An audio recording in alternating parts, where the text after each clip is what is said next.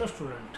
तो हम अर्थ के ऊपर जो 4 स्फीयर्स आए हुए हैं उसके बारे में देख रहे हैं। तो लास्ट 2 वीडियो में हमने लिथोस्फीयर और हाइड्रोस्फीयर के बारे में देखा।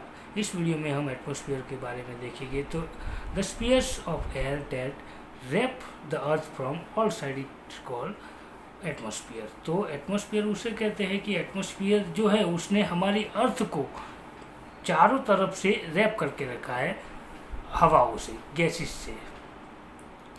It extend approximately up to 1600 kilometre from the surface of the earth. तो अर्थ के सरफेस से लेके तकरीबन ऊपर जाए तो 1600 किलोमीटर तक ये फैला हुआ है।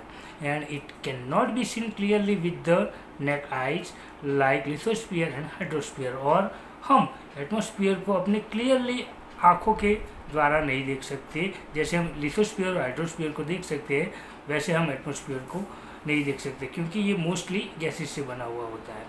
And atmosphere is compose of various gases. तो ये कई गैसेस को मिलाकर बना हुआ होता है। वाटर वेपर, इसके अलावा वाटर वेपर होती है, इसमें डस्ट पार्टिकल होते हैं, स्मोक होता है, सम माइक्रो ऑर्गेनिज्म होते हैं। ये सभी चीज़ें मिलाकर एक एटमॉस्फेयर बनता है। Atmosphere is colourful, odourless and transparent. तो एटमॉस्फेयर हो, इसका कोई कलर होता नहीं है, ना ही कोई इसकी गंध होती है और ना ही, और ये ऑलमोस्ट ट्रांसपेरेंट ही होता है। मीन्स इसकी हम देख सकते हैं कि हमारे आसपास हवा घूम रही है पर फिर भी हम इधर से उधर मीन्स इसके आसपास ट्रांसपेरेंट देख सकते हैं। Solid, liquid and gases elements are include in the atmosphere. तो एटमॉस्फेयर में सभी एलिमेंट्स वो इंक्लूड होते हैं, चाहे वो सॉलिड हो, लिक्विड हो या फिर गैसेस हो। It contains approximately 78% nitrogen, 21% oxygen and 1% other gases। तो एटमॉस्फेयर में तकरीबन 78% नाइट्रोजन होता है, 21% ऑक्सीजन होता है और 1% देखें तो दूसरे अदर गैसेस इसमें होते हैं।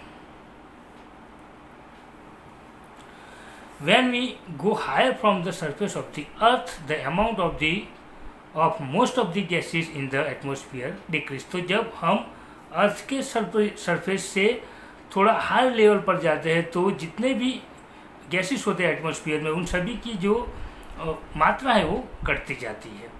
Carbon dioxide gas is heavy, so it is found more in the lower layer of air. तो कार्बन डाइऑक्साइड जो गैस है वो हैवी होता है, इसीलिए वो अर्थ के किसी भी लोअर एरिया में जाओ, लोअर लेयर के ऊपर जाओ तो ये आपको इजीली देखने को मिल जाएगा। Ozone gas comprises of very small proportions in the air. तो ओजोन गैस की जो मात्रा है वो हवा में स्मॉल प्रोपोर्शन में ही होती है। This gas observe the ultraviolet rays from the sun and protect the earth from excessive heat of sun. तो ये जो गैस है, ओजोन गैस है, वो सन में से जो अल्ट्रावायलेट रेस निकलती है उसे ऑब्जर्व कर लेता है, जिसकी वजह से क्या होता है कि हमारे अर्थ को यानी कि हमको ज़्यादा गर्मी का एहसास नहीं होता। This gas is more in proportion in the morning in the open ground and in air near the sea. तो ये इस गैस की मात्रा हो, सुबह सुबह में आप खुले मैदान में जाओ या फिर समंदर के किनारे हवा खाने जाओ तो यहाँ पर ये ओजोन गैस की मात्रा आपको ज़्यादा देखने को मिलेगी। Gases like oxygen and nitrogen keep the living creatures on the earth alive. तो नाइट्रोजन और ऑक्सीजन ये दोनों ऐसे गैस है जो अर्थ के ऊपर जितने भी लिविंग क्रिएचर है उनको जीवित रहने में हेल्पफुल है। Nitrogen reduce the intensive of oxygen. तो नाइट्रोजन की वजह से ऑक्सीजन की जो मात्रा है वो बनी रहती है। Water is most important component in the atmosphere. और एटमॉस्फेयर में सबसे महत्वपूर्ण कंपोनेंट अगर कोई हो तो वो है water. Due to heat the water in the form of vapour evaporate and mixture with the air which is known as moisture. तो गर्मी की वजह से जो पानी की वेपर होती है यानी कि पानी की जो भाप होती है वो इवापोरेट हो जाती है और ये जो हवा के साथ मिक्स हो जाती है और उसे कहते हैं मॉइस्चर, जिससे मॉइस्चर क्रिएट होता है। यानी कि वेपर और हवा दोनों का मिक्सचर होता है, जहाँ पर उसे हम मॉइस्चर कहते हैं। The process of cooling of vapour is called condensation. तो जहाँ पर ये वेपर कूलिंग होती है, कूल होती है, ऐसी प्रोसेस को हम कहते हैं condensation. Various form of moistures like dew, fog, clouds and precipitations are due to condensation. तो कंडेंसेशन की वजह से ही हमको कई जगह पर मॉइस्चर के कई फॉर्म देखने को मिलते हैं, जैसे कि ड्यू, फॉग, क्लाउड, ये सभी ड्यू टू वेपर कंडेंसेशन की वजह से ही होते हैं। The effect of atmosphere is seen on human being in every aspect of life. तो जो एटमॉस्फेयर की इफेक्ट है वो हमें हमारे हर लाइफ के हर स्टेज में देखने को मिलती है, जैसे कि such as in their food habit, कि हमारे खाने की हैबिट में भी हमें देखने को मिलती है। क्लोथिंग यानी कि कपड़े पहनने की हैबिट में भी हमें इसकी इफेक्ट दिखती है। हैबिटेट यानी हमारी रहने की जगह में भी इसकी इफेक्ट देखने को मिलती है। कलर, इकोनॉमिक एक्टिविटीज, सभी में एटमॉस्फेयर की इफेक्ट हमें देखने को मिलती है। जैसे कि हम देखते हैं कि ठंडी के मौसम में हम वूल के कपड़े पहनते हैं, वूलन क्लोथ पहनते हैं। फिर गर्मी आती है तो हम कॉटन क्लोथ का यूज़ ज़्यादा करते हैं। वैसे एवरी टाइम, एवरी सीजन में हमारे खाना पीना, कपड़ों की स्टाइल, रहन सहन, वो सब कुछ चेंज होता ही रहता है। तो many dust particles are seen in the atmospheres preceding of sun rays are visible due to these particles.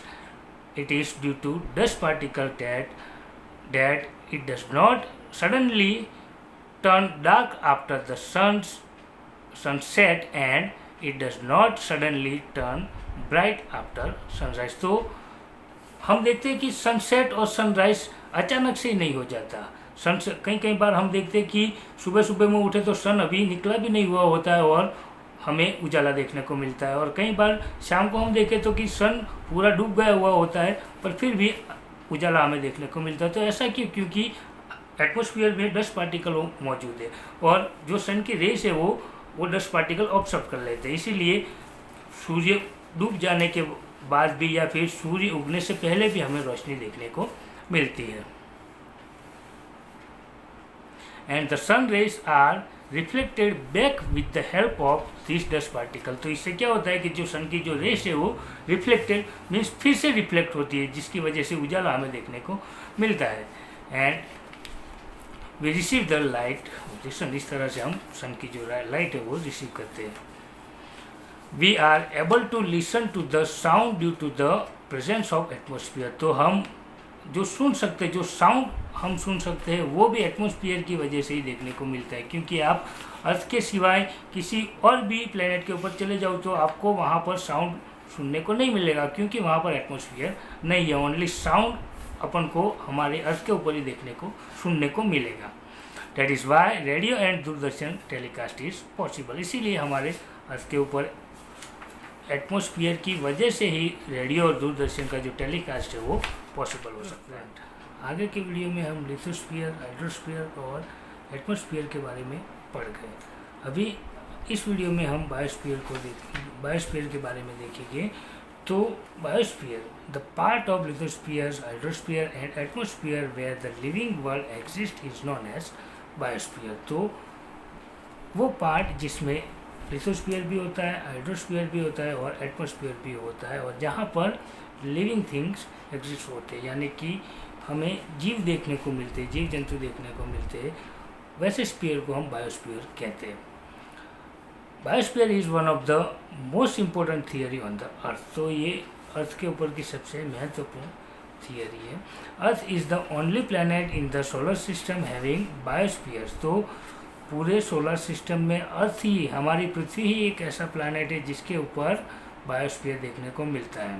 Biosphere includes vegetations, animals, insects and human being. तो इसमें वेजिटेशन यानी कि वनस्पतियाँ, एनिमल्स, इंसेक्ट और ह्यूमन बीइंग, ये सभी चीज़ें आ जाती हैं।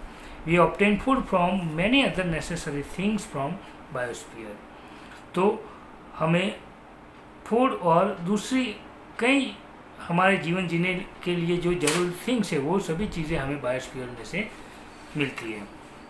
We can not live without vegetation and animals. तो हम आज वेजिटेशन और एनिमल्स के बगैर अपना हम सर्वाइव नहीं कर सकते, हम जी नहीं सकते। We can not live without vegetation and animals. Biosphere is the base of our existence and living. तो बायोस्फीयर वो हमारे जीवन और जीवन को चलाने के लिए जो बेस होता है वो बेस है।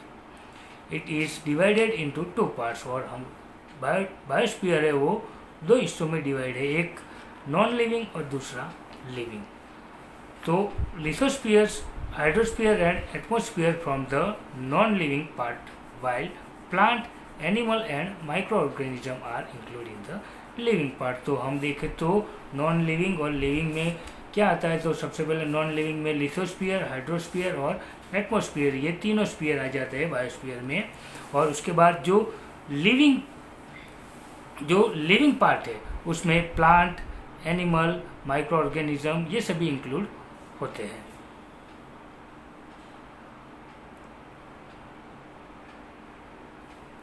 Human being knowingly and unknowingly undertake many activities for their development। तो हम मानव जात हमारे डेवलपमेंट के लिए जाने या अनजाने में कई सारी ऐसी एक्टिविटियां कर ही देते हैं जिससे हमारी वृद्धि हो। Human actions causes an imbalance in the different spheres. तो हमारी जो गतिविधियां है उससे कई सारी ऐसे मीन्स जो अलग अलग स्पीयर्स में हम इम्बैलेंस क्रिएट करते हैं हमारी एक्शन के थ्रू। ड्यू टू दिस, और इसी की वजह से the balance of various spheres is threaten. तो जो हमारी इन्हीं एक्शंस की वजह से जो बैलेंस है अलग अलग स्पीयर्स का वो इम्बैलेंस होता जा रहा है। अंडरग्राउंड न्यूक्लियर टेस्टिंग, हमारी जो मेन गतिविधियाँ, मेन एक्शन है वो है कि underground nuclear testing.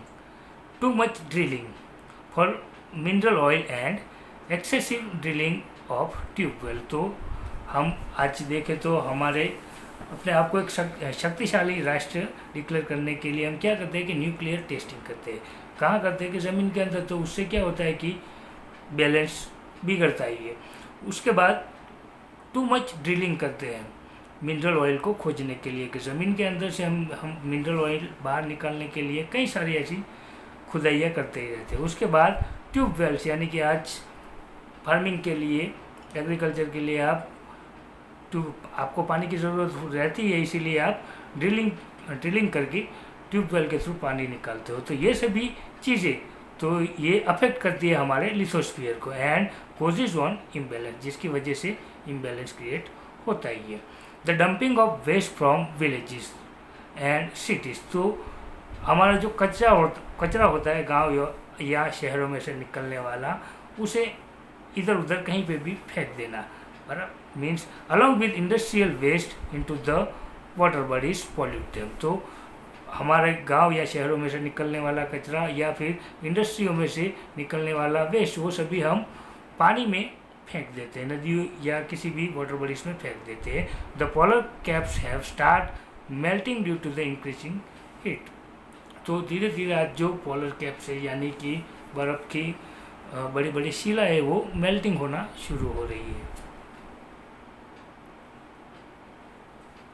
The oil spill from ships and disposal of industrial and chemical waste into the water causes the destruction of marine life which is highly dangerous from hydrosphere। तो बड़े बड़े शिपों में से निकलने वाला ऑयल, इंडस्ट्रियों में से निकलने वाला केमिकल, ये इसकी वजह से क्या होता है कि पानी पॉल्यूट हो जाता है और इसकी वजह से जो मरीन लाइफ है वो उसमें काफ़ी डिस्ट्रक्शन आ जाता है, जिसकी वजह से आज हाइड्रोस्फीयर भी इन डेंजर है। Harmful gases emitted by industries, workshop, power station and vehicle pollute air. The areas with the higher frequency of vehicles show increased rate of carbon monoxide in the air।